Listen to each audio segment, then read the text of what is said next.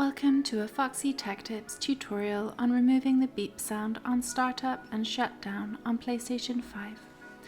If you find this tutorial helpful, please consider subscribing to my channel and liking the video.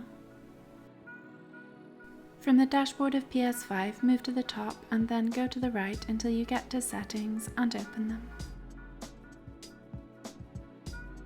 In Settings, open System.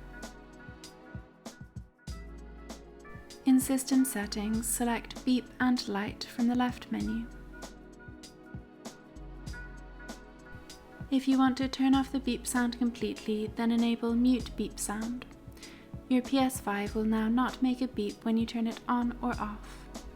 If you would rather the beep noise was quieter instead of silent, you can select Volume and switch between low, medium and high. The PS5 will play the sounds out loud so you can hear. To this tutorial. Please like the video if you found it helpful and subscribe to Foxy Tech Tips for more PS5 tips and tricks.